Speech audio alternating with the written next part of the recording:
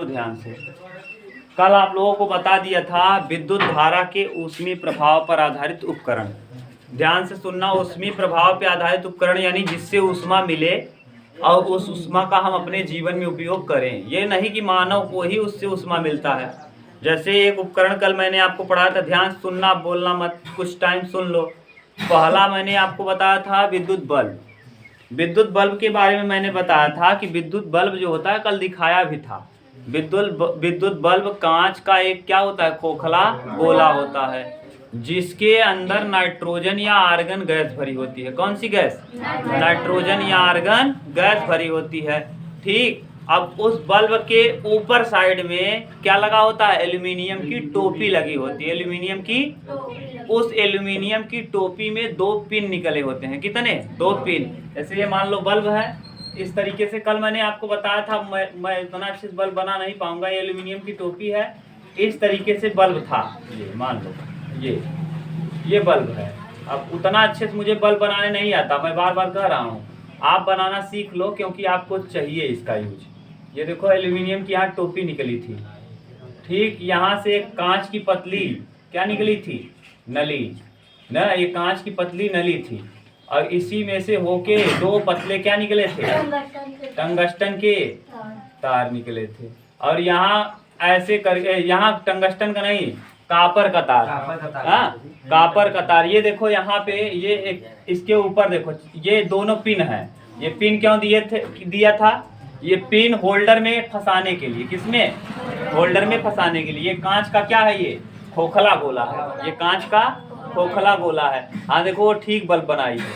लाओ देखो अब कैसे बनाए हो, थोड़ा सा अजीब ढंग का है। सर जी यहाँ पे अरे हो गया जो भी है, गोला बना दें, गोला बना के थोड़ा सा इधर उधर करें। मुझको उतना नहीं आता, इसीलिए मैं नहीं चाहता कि ना बनाओ। देखो दो, इधर दो, फिगर से बनाए जरा। अब ये है उल्टा बल्ब हो, सीधा बल्ब हो, उससे क्या है? नहीं बन पाएगा मुझसे। मैं डिजाइनिंग कभी किया नहीं ना यार, मैं कभी पढ़ा केवल ना, पढ़ाई के अलावा मैं ये सब कभी नहीं कर पाया। इसीलिए देखो मेरा थियरी बहुत मजबूत है और जो चित्र उत्र है उतना मेरा मजबूत नहीं रहता ना।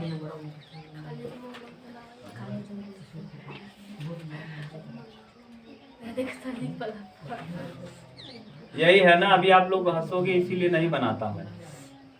अब कुछ भी है देख लो।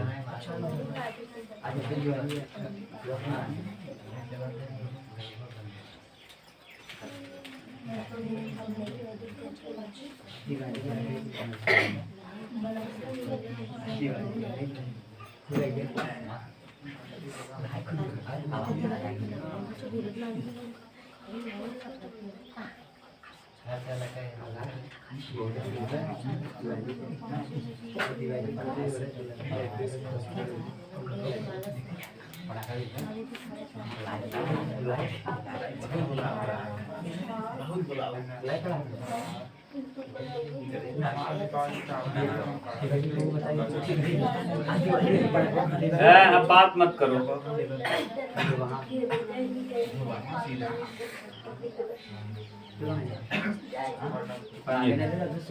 ये बल्ब है, चलो जो भी बना, ठीक बना कि नहीं बना आप जानो। देखो ये कांच का क्या है? खोखला गोला। इसमें नाइट्रोजन, कौन सी? नाइट्रोजन या आर्गन, नाइट्रोजन या कौन सी गैस? Argon gas. देखो इसी बल्ब में सब कुछ हम लिख दे रहे हैं। इतने से आपको इतना लिख दोगे तो एग्जामिनर जान जाएगा। कहाँ एक चीज, बंदरों और भेड़ियों की पढ़ाई कभी मत करना तुम लोग। जैसे एक बंदर खाम करके दौड़ा ना, सब खाम खाम खाम खाम दौड़ेंगे, और एक अगर भेड़ी की एक जगह भागी ना, सब भागेंगे। वो जो किताब का फोटो कॉपी कराना है मैं भी करवा सकता हूँ, लेकिन आपके दिमाग में आना चाहिए। किताब की फोटो कॉपी करके पढ़ाना तो दुनिया का हर इंसान पढ़ा सकता है। तुम भी पढ़ा सकते हो, किताब को फोटो कॉपी कराओ, 10 बार हटवाओ, हो गया काम। ये वाला पढ़ाई मत करो।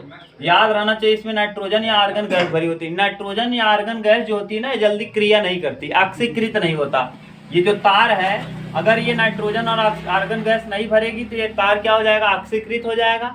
और धीरे धीरे आके इसके सतह पर क्या होने लगेगा, चिपकने लगेगा, या फिर ये क्या होगा, टूट जाएगा। क्या होगा, टूट जाएगा। इसी वजह से इसमें नाइट्रोजन या आर्गन गैस, अक्रिय गैस भर दिया जाता है। अब ये भी जान लो कि जो नाइट्रोजन या आर्गन गैस ही क्यों भरी जाती है, और भी तो अक्रिय गैस है, ढेर सारी अक्रिय गैस है, लेकिन ये आसानी से उपलब्ध हो जाते हैं। 78% वातावरण में कौन है, अब आराम से कौन उपलब्ध हो पाएगा। जैसे सोना है और एल्यूमिनियम है, तो सोने का तार तो और अच्छा लाइट देता है, उसमें और कम प्रतिरोध लगता है, यानी रुकावट कम होता है। जिसमें रुकावट कम होगी उसमें और अच्छा धारा मिलेगा। आपको प्रतिरोध पढ़ा दिए, तो सोने का तार लगा दो। लेकिन महंगा है कि नहीं, आसानी से मिलेगा उतना नहीं। तो इसीलिए ये देखो आसानी से उपलब्ध है। सब कुछ जानो, कुछ भी ऐसा मत छोड़ो कि गुरुजी और भी तो हो सकता है, और भी गैसें अक्रिय हैं जो क्रिया नहीं करेंगी, तो उसको क्यों नहीं भरा आपने। 78% नाइट्रोजन है, आसानी से उपलब्ध है, इसीलिए हम इसको भरते थे पहले जमाने में। तो डायोड पे आ गया है, अब एलईडी बल्ब आ गया है ना। अब इसका कोई जरूरत ही नहीं, लेकिन पहले वाला है तो अब इसको हटा देना चाहिए मेरे हिसाब से। हटाया नहीं तो अलग की बात है। कांच का खोखला गोला, इसमें नाइट्रोजन या आर्गन गैस भर दी जाती है। ये कांच के पाइप से होता हुआ, ये कांच का पाइप है, ये कांच का क्या है, पाइप है। इस कांच के पाइप से दो मोटे तार निकले होते हैं। ये मोटे तार ना किसके बने होते हैं अगर पूछ ले तो, ये मोटे तार जो आए हैं ऊपर से, कापर या जिंक का देख लो, आपके यहाँ दिया होगा कापर का, दो मोटे कापर के तार निकले होते हैं। इसके ऊपर देखो यहाँ लाख लगा दिया जाता है। ये क्या, लाख, यहाँ क्या जोड़ दिया जाता है, लाख। ये देखो लाख में पतले तार ऐसे निकले होते हैं हल्का हल्का, ये लाख है, लाख। देख लेना आपके यहाँ, यह चपड़ा, और ये क्या है, पिन है। ये पिन किस काम में आता है, होल्डर को होल्डर में फंसाने के काम। लिखा है यहाँ कौन सा तार लिखा है, दो मोटे तार लिखा होगा, आप देख लेना कभी। समझ गए, देख लेना। और ये जो है इसका नाम है टंगस्टन।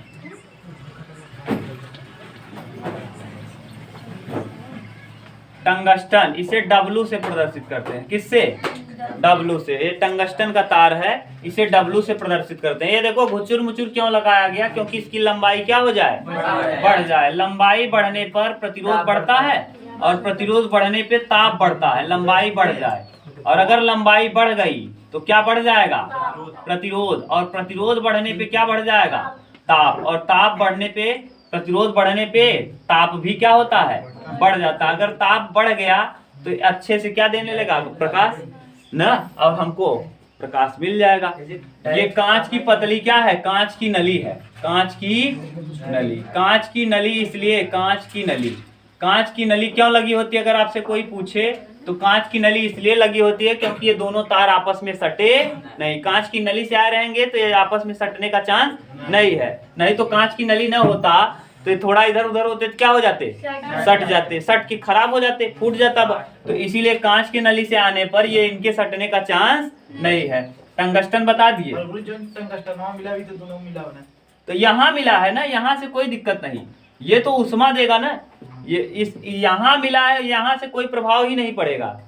ये इस तरह तरीके से, इसमें जैसे कभी आप लोग देखे होंगे, यहाँ कोई प्रभाव पड़ने वाला नहीं। आप लोग कुछ पता नहीं, जानते हो कि नहीं, गैस एक आता था, उसमें इतना बड़ा सा कागज की टाइप आता था, उसी के ऊपर पहले के समय में उसी के ऊपर ऐसे बांध देते थे और फिर वो जलता था। और अगर एक बार बुझ गया तो राख हो जाता, फिर टच कर दो पूरा राख हो जाता था। जानते हो, हाँ, यहाँ कोई प्रभाव नहीं पड़ेगा। ये तो दोनों जुड़ा है, आप कह सकते हो, सही कहे हो कि सर जी ये तो जुड़ा है, साट कर जाना चाहिए, लेकिन नहीं, ऐसे तो स्त्री में भी है, ये साट नहीं करेगा। ऐसा है कि यहाँ दोनों जुड़ा तो भले से है, लेकिन ये टर्मिनल अलग अलग है। नीचे आके इसका लंबाई बढ़ा दिए, इसका ताप बढ़ गया, कोई दिक्कत नहीं होने वाला नीचे। समझ गए, ऐसे देखोगे तब तो हर मशीन में सब कुछ सटा रहेगा ना।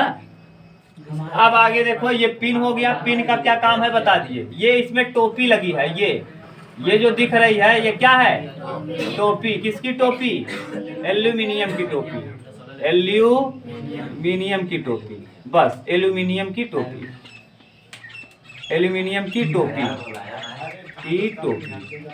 और एक चीज और जान लो, ये जो टंगस्टन का तापमान होता है कितना डिग्री सेल्सियस, 3400 डिग्री सेल्सियस। और जो ये बल्ब जलता है ये कितने 1500 से 2500,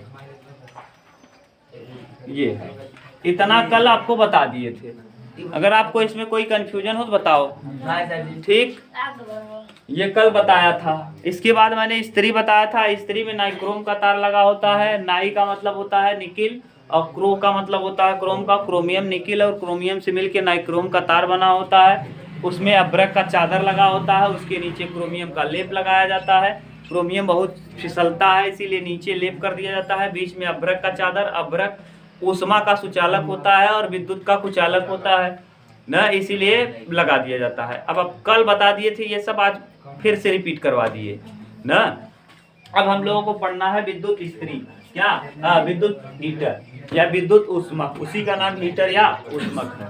ये देख लेना, आपके यहाँ दिया होगा ये पिन, ये मोटे पिन निकले होते हैं जो जिंक क्या ना हाँ बने होते हैं। देख लेना कॉपर या जिंक के बने हुए हैं। हाँ जिंक के। ठीक, जस्ते का मोटा तार दिया होगा। क्यों मोटा तार है जानते हो? अब आप ये भी पूछ सकते थे, जैसे टंगस्टन वाला जो है ना ये पतला है, तो अब देखो दो तार अगर कहीं गए हों तो आप क्या कहेंगे? जैसे मान लो यही तार है एक और इससे एक मोटा होता, तो मैं आपको संदेश देता कि भैया तार लाओ, तो आप कहते कौन सा तार लाएं? एक मैं कहता जो थोड़ा मोटा है, समझ जाते। अब इस टंगस्टन वाले में देखते, आप कल देखे थे, टंगस्टन वाला पतला है कि जो आया है जिंक वाला? हाँ, टंगस्टन वाला पतला है एकदम इसी से लपेटा है और जिंक वाला मोटा है। तो दोनों की तुलना करके बस बोलोगे तो कौन मोटा हो जाएगा? जिंक। और टंगस्टन क्या हो जाएगा? पतला। देख लेना जिंक लिखा होगा, जिंक का मोटा तार। हाँ ऊपर जो आया है ऐसे ना, तो ये और ये दोनों तुलना करोगे तो वो वाला क्या हो जाएगा? मोटा। ठीक, देख लो लिखा है कि नहीं, आप देख लो। हम बार बार इसीलिए कर रहे हैं क्योंकि वो पूछता है। इसके बाद विद्युत ऊष्मक या विद्युत हीटर। अब हम लोग विद्युत धारा के ऊष्मी प्रभाव पर आधारित अगला उपकरण विद्युत ऊष्मक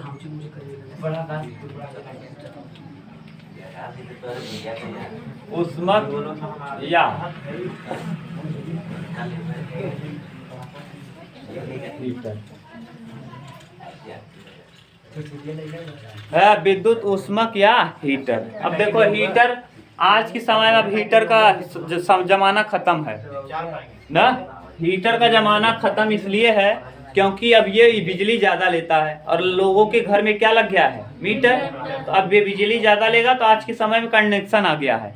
इंडक्शन या कंडक्शन जो भी कहते हैं, हाँ इंडक्शन कहते हैं ना, उसको आ गया है। जो बनाने वाले हैं अपना लाइट पे खाना वो बनाते होंगे, लेकिन लाइट से बना हुआ भोजन जो होता है ना अच्छा नहीं आता।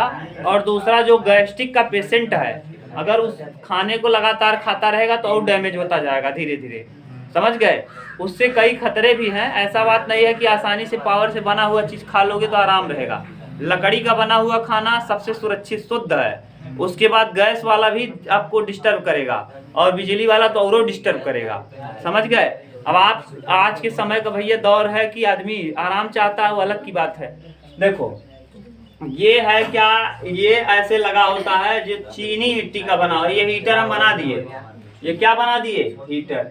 थोड़ा सा ये ऊंचा होता है, अब हम ऐसा बना नहीं पाएंगे। मान लो हीटर है, यहाँ से तार निकला हुआ है ए संधि, इसका नाम ए मान लो। यहाँ से तार निकला हुआ है जिसका नाम बी है ना। और इसमें देखो ऐसे करके ऐसे से कई खाने दिए होंगे। ये है, बात मत करो यार, कई खाने होते हैं ऐसे। और देखो यहाँ ऐसे,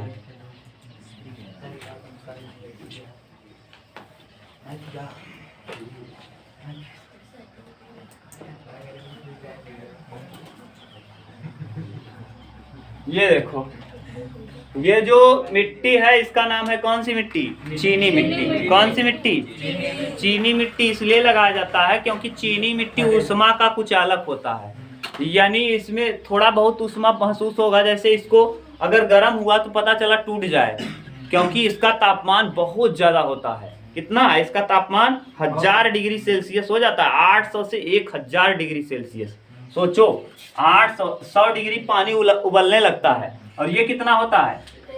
800 से 1000 डिग्री सेल्सियस।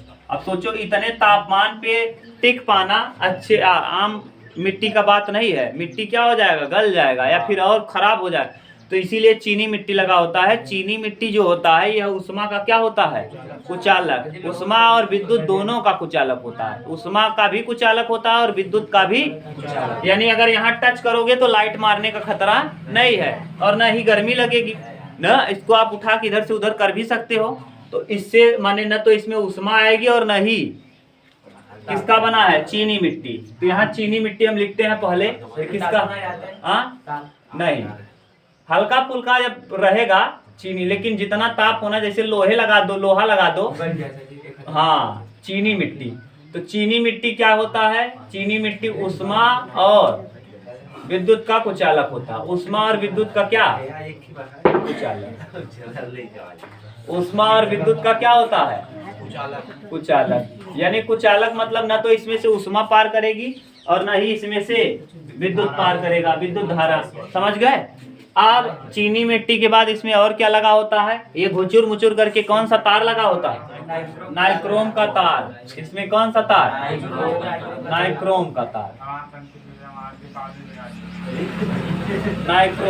नाइक्रोम है, नाइक्रोम दो से बना है, नाई और क्रोम से। ना का मतलब निकिल, ना का मतलब निकिल, लड़के निकिल, और क्रोम का मतलब क्रोमियम। क्रोम का मतलब क्रोमियम, निकिल होता है क्रोमियम। निकिल में 80% निकिल होता है, नाइक्रोम के तार में 80% क्या होता है, निकिल। और ये यानी ये जो नाइक्रोम का तार है ये मिश्र धातु है। क्या है, मिश्र धातु। आप पढ़ेंगे केमिस्ट्री में, घबराइए मत। जब दो धातुओं से कोई चीज मिल के बनता है उसे कहते हैं मिश्र धातु। क्या कहते हैं, मिश्र धातु। देखो जैसे ये मिश्र धातु है, नाइक्रोम जो है मिश्र धातु। लेकिन ये ना, ये ताप पाने पर बहुत तेजी से, जब इसमें धारा प्रवाहित करोगे तो ये ताप पाने पर उष्मा उत्सर्जित करने लगता है। क्या उत्सर्जित करने लगता है, उष्मा। उस उष्मा का उपयोग हम अपने जीवन में कर लेते हैं। जीवन में करने का सेंस है, भोजन बना लिए, ठंडी में ताप लिए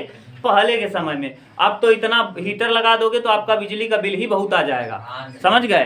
तो इसीलिए अब हीटर वाला सिस्टम खत्म है, नाइक्रोम का तार। अब आप केवल यही हीटर जानते हो, ये जरूरी नहीं यही हीटर हो। हीटर कई रूप के भी होते हैं। एक हीटर ऐसा होता है कि ऐसे टाइप का, हाँ ये हीटर है। ये आपने देखा नहीं होगा, देखा होगा कहाँ,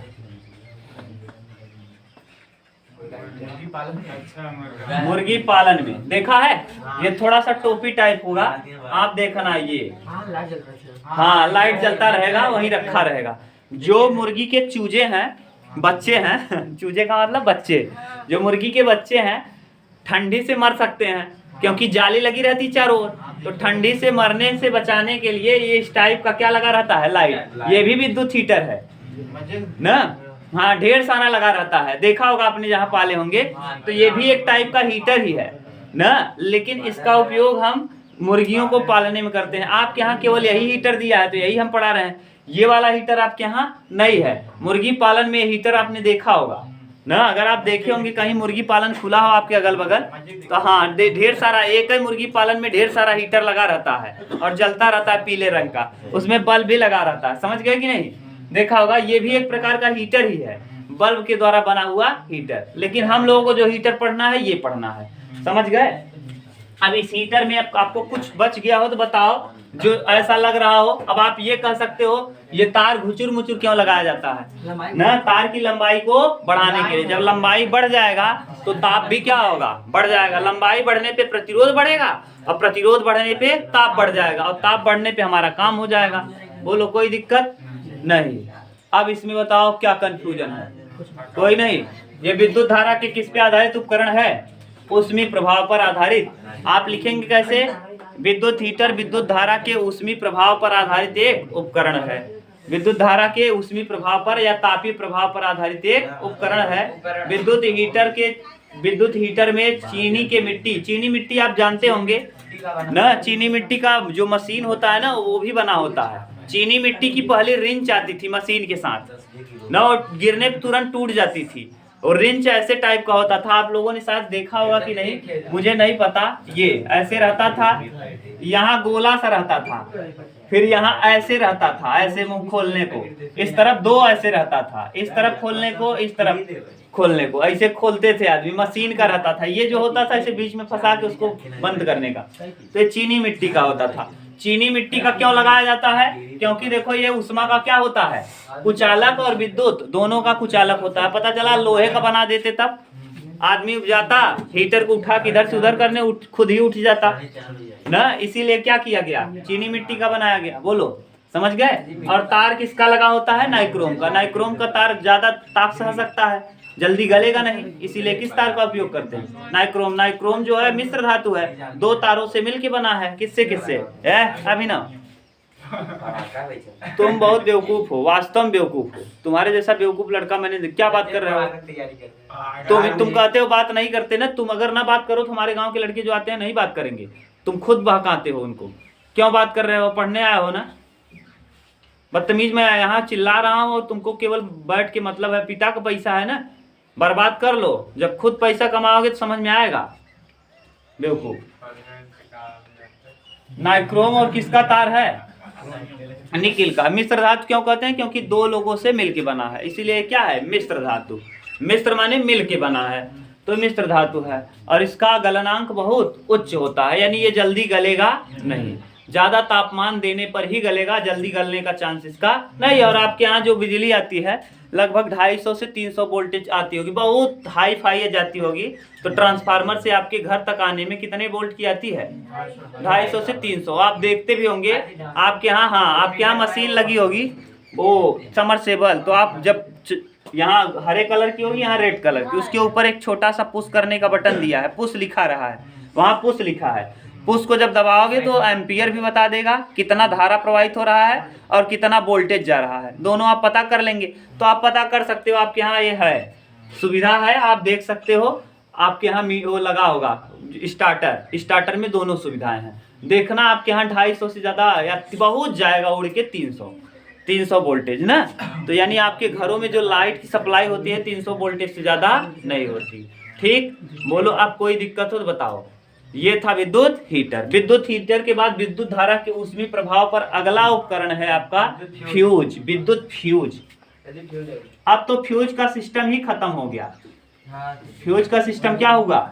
खत्म हो गया। पहले हम लोगों के जमाने में बोर्ड के, जैसे बोर्ड रहता था ना, बोर्डवे में लगा रहता था, यहाँ बोर्ड ऐसे होता था, बोर्ड के कोने में ऐसे लगा रहता था। आप सर से पूछोगे, हम लोग के समय में था ना सर जी, वो जो रहता है उसको क्या कहते हैं? रेड कलर जलता है उसको क्या कहते हो तुम लोग? इंडिकेटर।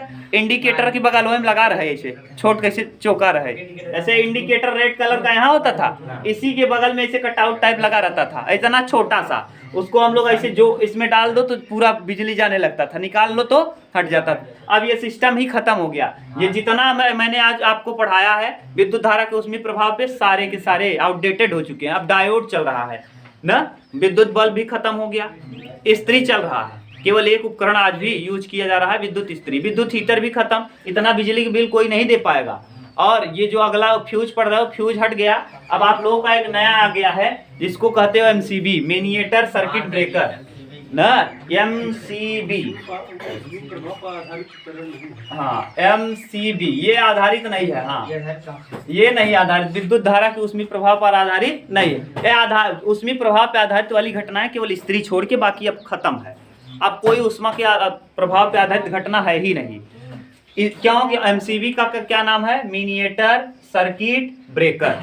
ब्रेक माने क्या करना? रोक देना। ब्रेक माने रोक देना। अब नया नया एडवांस दुनिया आ गई है, डायोड आ गया है।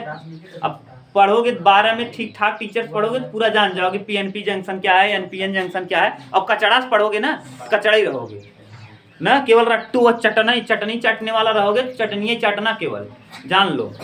आप लोग थोड़ा अपने माइंड को, मैं बार बार कर रहा हूँ, पुश करो, थोड़ा सा कहते हो लिखवा दीजिए। लिखवाने की जरूरत नहीं है, आपके दिमाग में कितना है वो आपको काम आएगा। मैं पूरा नोट्स भरवा दूं, देख देख कर क्या काम आएगा बताओ?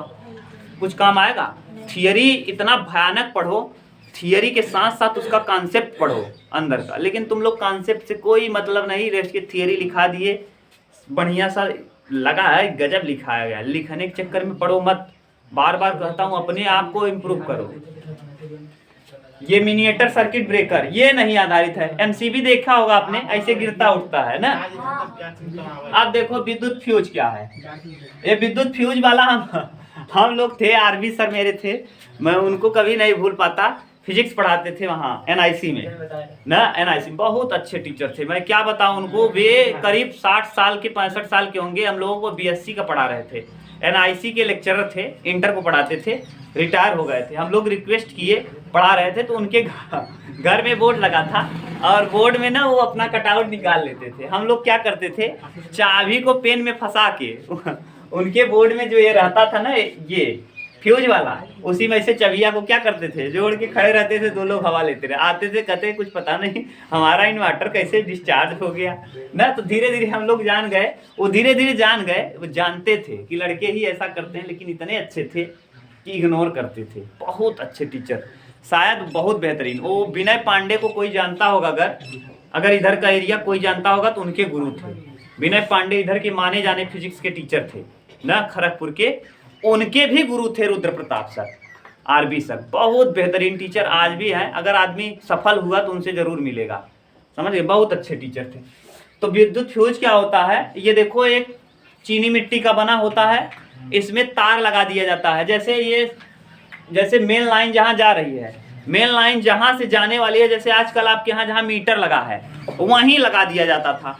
और पूरे इसी फ्यूज से होता हुआ पूरे आपके परिपथ में, माने पूरे घर में जहाँ जिस जगह पे आपको ले जाना है सब जगह जाता था। और अगर हाँ नहीं फ्यूज, और मान लो कोई ज़्यादा लाइट आया तो फ्यूज क्या होता था, गल जाता था। घरों में जो 1 एम्पियर 2 एम्पियर 10 एम्पियर तक धारा प्रवाहित होती थी, तो ये गलता नहीं था। आपके यहाँ लिखा भी होगा नीचे, देख लो फ्यूज के नीचे कि 1 ampere 2 ampere 3 ampere dot dot dot 10 ampere तक की धारा प्रवाहित होने पे ये क्या नहीं होगा, गलेगा नहीं। यानी आपके घरों में 10 एम्पियर तक की धारा प्रवाहित होती है, उससे ज्यादा प्रवाहित होने पे खुद ही क्या हो जाएगा, गल जाएगा। देखना आपके यहाँ लिखा है, मैं जो भी बोलता हूँ कहीं विदेश से नहीं पढ़ के आया हूँ, सब आपकी किताब में पढ़ा है, बस वही मैं एक्सप्लेन कर देता हूँ सिंपल में बस। ठीक, अब मैं विद्युत फ्यूज आपको दिखा देता हूँ तो आप ज़्यादा क्लियर हो पाएंगे। ये देखिए चीनी मिट्टी का बना हुआ विद्युत फ्यूज है। देखो इसको चलाते कैसे हैं, ये देखो है, ठीक, इसमें तार को जोड़ दिए हैं। देखो ये तार जुड़ा हुआ है, यहाँ से देखो ऐसे जोड़ दिया है। ये पतला सा तार है, अब कैसे दिखाएं, ये बांध दिया है, लड़का नहीं दिखाते, देखो ये बांधा हुआ है। अभी देखो ये क्या है, फ्यूज तार पूरा इस वाले सर्किट से बंद है। जैसे ही इसमें हम क्या करेंगे, इसको फ्यूज को इसमें लगा देंगे तो सर्किट क्या होगा, चालू हो जाएगा। इसको उखाड़ लेंगे, सर्किट बंद हो जाएगा, पूरे घर का लाइन क्या हो जाएगा, समाप्त। एक जगह जाके इसे लगाया रहेगा, ऐसे सामने ऐसे, यहीं से अगर आपको यह क्या किया, उखाड़ दिए तो पूरे बिजली घर का क्या हो, सप्लाई बंद हो जाएगा। और जैसे ही लगा दोगे सप्लाई क्या हो जाएगा, चालू हो जाएगा। और इसमें 10 एम्पियर तक का ये फ्यूज होता है। ऐसा बनाया जाता है कि इससे 10 एम्पियर से ज्यादा धारा प्रवाहित होगी ना, तो ये जो फ्यूज है क्या होगा, गल जाएगा। और जैसे ही ये गलने के बाद क्या होगा, आपके घर की लाइन क्या हो जाएगी, खत्म। यानी जो आपके उपकरण है वो खतरे से बच जाएंगे। जैसे मान लो 300 350 डिग्री या 500 400 चला गया लाइट। कभी कभी ट्रांसफार्मर उतरने पे, मैंने एक आपको घटना बताया था, मेरे गांव का ट्रांसफार्मर भर गया था। ट्रांसफार्मर उतार के ले गए थे बदलने के लिए, और तब तक ऊपर वाला जो 11,000 वोल्टेज था टच कर गया उस वाले लाइन में। जैसे 11,000 वोल्टेज वाला तार ऐसे आके किससे जुड़ता है, ट्रांसफार्मर से, फिर ट्रांसफार्मर से जोड़ करके इस तरफ निकलता है, तब जाके 250 में 300 में कन्वर्ट करता है, तब आपके घरों में जाता है। अगर मान लो यही 11,000 वोल्टेज आपको डायरेक्ट इसमें टच कर जाए, तो ट्रांसफार्मर ना हो तो अब पूरा सर्किट कितने का हो जाएगा, 11,000 वोल्टेज का। और आपके घर में केवल चाहिए कितने का, तो 250 से 300, और 11,000 आ जाएगा तो क्या करेगा। एक औरत समरसेबल लगा था, उस बम्बा चला रही थी, उठा के फेंक दिया था कुछ दूर तक, सोच लो, तो बच गई। कुछ पता नहीं क्या चप्पल उप्पल पहनी थी, नहीं तो मर जाती। और मेरे घर में, मेरे गांव में ऐसा कोई भी पंखा नहीं था, जो किसी के घर में ऐसा ना रहा होगा एक आध पंखा न भरा हो, समझ लो। सब चालू किए होंगे या कुछ भी, जैसे ट्रांसफार्मर भर गया, चालू किए थे, भूल गए, जो भूला वाला होगा सबका खत्म बाजार था, समझ गए। अगर यही फ्यूज लगा होता, ये जिसके घर नहीं लगा था उसके घर की बात, जिसके घर लगा तो बच गया। एमसीबी लगा था, डाउन हो गया होगा। जैसे आजकल तो एमसीबी भी नहीं गिरती भाई, कुछ पता नहीं किस तरीके का बना है। मैं लगवाया था, एमसीबी गिरा ही नहीं ना। अब ये है, ये होता तो बच जाता। क्यों, क्योंकि ये देखो जितना आप एडवांस बनते जाओगे, सोचते हो कि हम ज़्यादा सुरक्षित हैं, उतना ज़्यादा तकलीफ में रहोगे। पहले वाले सिस्टम जो बने हैं वो ज़्यादा सुरक्षित थे, ये वाला ज़्यादा सुरक्षित है। ये तुरंत गल जाता, ये आता ना तुरंत क्या होता, गल जाता। अब जैसे ही आपके घर के सामने लगा होता, ये क्या होता, तुरंत गल जाता। आगे वाला धारा क्या होता, कट जाता, कनेक्शन ही कट जाता, बस यहीं तक धारा रह के रुक जाती। या मान लो, या ये क्यों लगाया जाता है, दूसरा लगाई पड़ा। हाँ, ये तार फिर से लगा देते, तार आता है, तार लगा देते दूसरा, इसमें से कस दो, यही तरवई है। अरे यार तार आपको मिल जाएगा, ये कापर वाला तार कहीं से ले लो, लपेट दो। मोटा तार मत लपेट देना, वो आता है, उसमें लिखा रहता है कापर का तार जो आता है ट्यूबवेल चलाने के लिए इतने एम्पियर का, मशीन चलाने के लिए इतने एम्पियर का, वो दिया रहेगा, वही उतने एम्पियर का खरीद के आता था पहले। अब तो नहीं है, अब अपने मन से पता चला है इतने मोट का लपेट दे तार, तो तार घर भर गया लेकिन वो तार गले नहीं। ऐसा रहना चाहिए कि इससे ज्यादा धारा प्रवाहित हो तो क्या हो जाए, गल जाए। वो देता था कि इतने एम्पियर का, इतने एम्पियर का, इतने एम्पियर का। घरों में 10 एम्पियर से ज्यादा नहीं लगता है। घर के जितने भी उपकरण चलाना चाहते हो उसमें आपको ये तार कितने एम्पियर तक का लगाना है, 10 से ज्यादा नहीं। अब तो 10 से ज्यादा आदमी नहीं लगाता था, आता था ऐसे लिखा रहता था, उस पे ऐसे पैकेट में आता था, लिखा रहता था 10 एम्पियर, 3 एम्पियर। तो जिसको 3 एम्पियर जाता था कहता था एक ही फ्यूज तार दे देते भैया, तो देते थे फ्यूज तार कितने एम्पियर का भैया, 3 एम्पियर का। आते थे इसमें लपेट के लेके आपके क्या कर दिए, फंसा दिए, हो गया काम। 3 एम्पियर धारा जा रही है, मान लो 3 एम्पियर से धारा से ज्यादा एम्पियर का आ गया करंट, क्या हो जाएगा, गल जाएगा, खत्म। आपके बिजली माने आपके घर में कोई चीज खतरा होने से क्या हो जाएगा, बच जाएगा।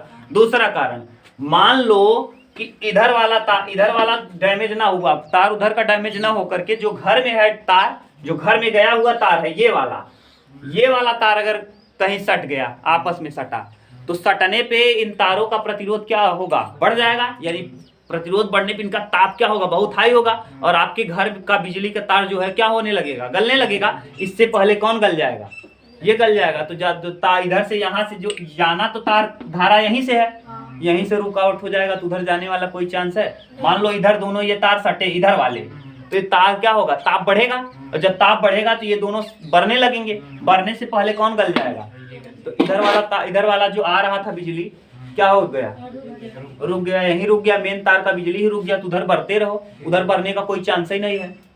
समझ गए, ये है फ्यूज तार। बोलो कोई कंफ्यूजन। तो फ्यूज तार में किस मिट्टी का बना होता है ये फ्यूज, चीनी मिट्टी का।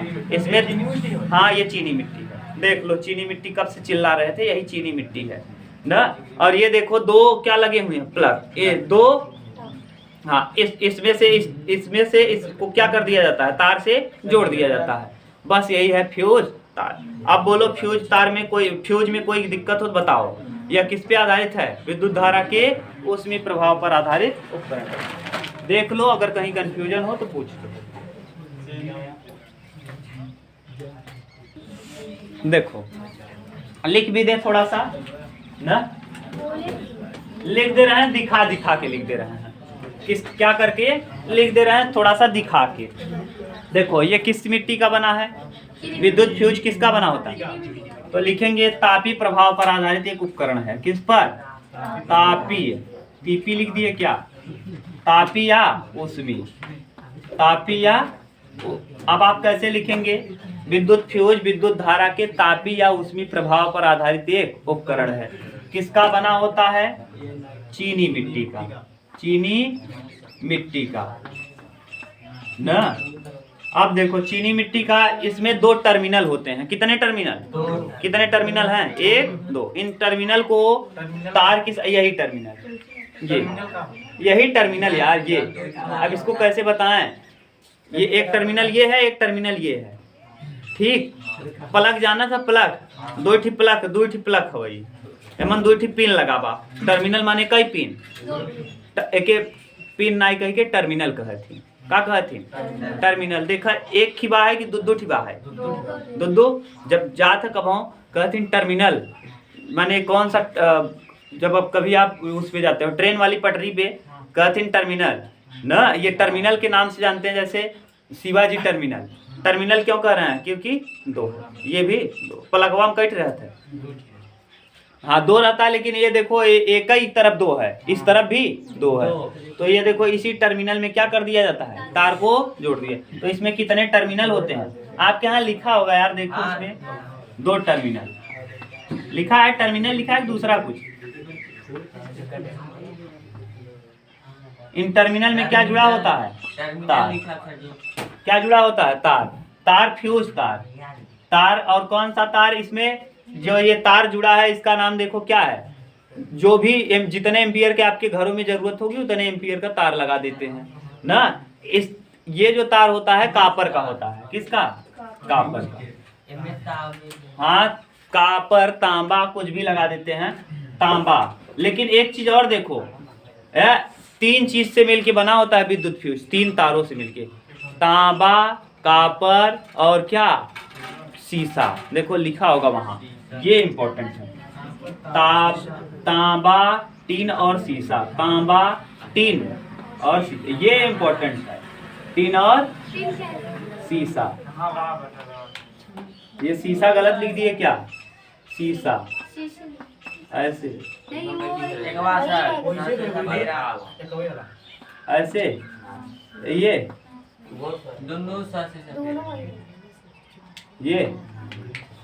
ये देखो ये तार किसका बना होता है, तांबा, टीन और शीशे का। अब आप पूछना चाहो तो ये किससे पूछ सकते हो जानते हो, सर से। जब पढ़ाएंगे केमिस्ट्री तो तांबा भी बताएंगे, टीन भी बताएंगे और शीशा भी बताएंगे। ये 3 से मिल के ये तार जो दिख रहा है ये तांबा, टीन और किससे मिला है, शीशे।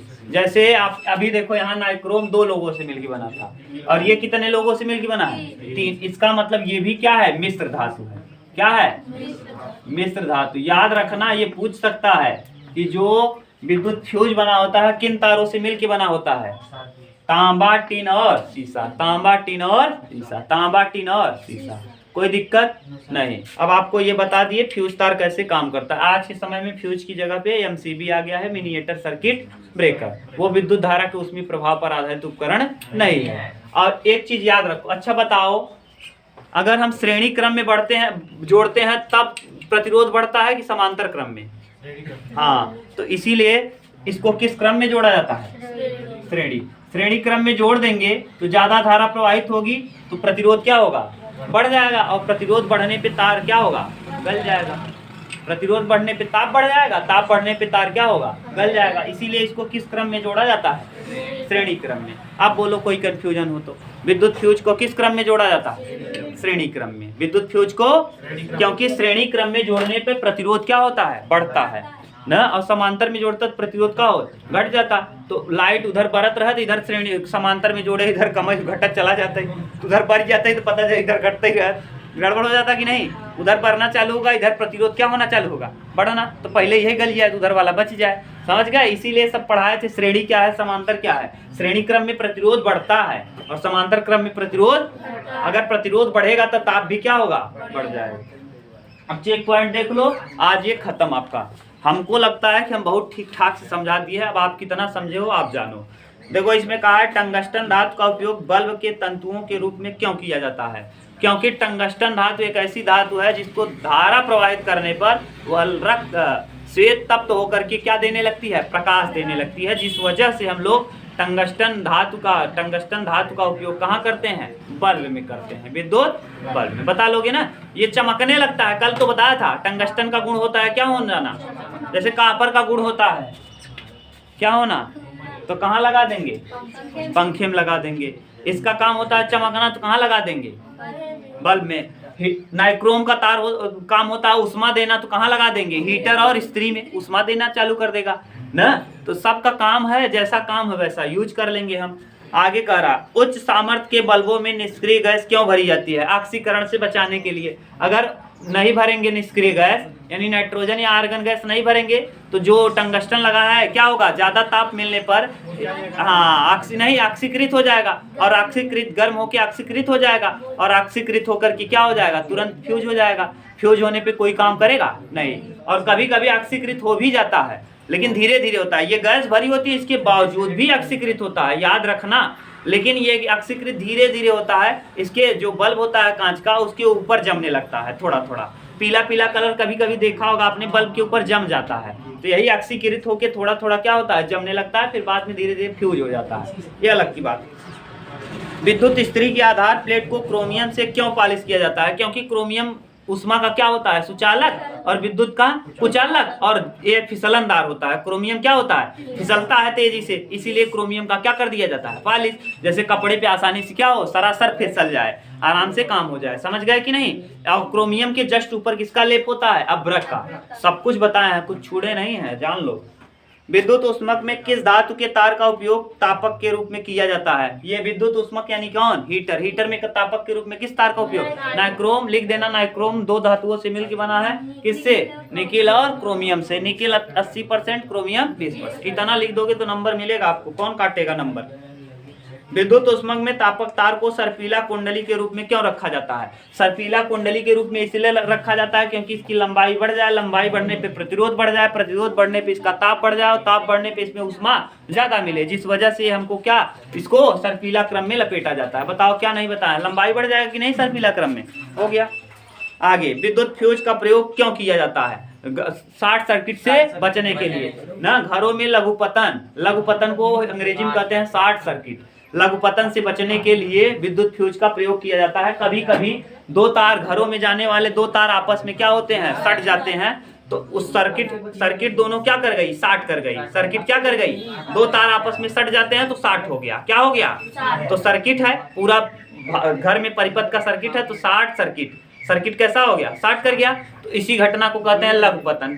विद्युत फ्यूज जोड़ने पर शॉर्ट सर्किट होने पे प्रतिरोध बढ़ता है, प्रतिरोध बढ़ने पे ताप बढ़ता है, ताप बढ़ने पे घर का उपकरण जलने से पहले ही विद्युत फ्यूज क्या होता है, जल जाता है, और घरों के जो उपकरण है वो क्या हो जाते हैं, सुरक्षित बच जाते हैं। बोलो कोई कंफ्यूजन हो तो। मुझे तो नहीं लगता कि अब आपको कंफ्यूजन होना चाहिए। अब अगला हेडिंग आपके यहाँ है विद्युत सामर्थ्य। क्या है, विद्युत सामर्थ्य। इतना उतारो, फिर हम लोग उसको देखते हैं। अब ना ही बदलती।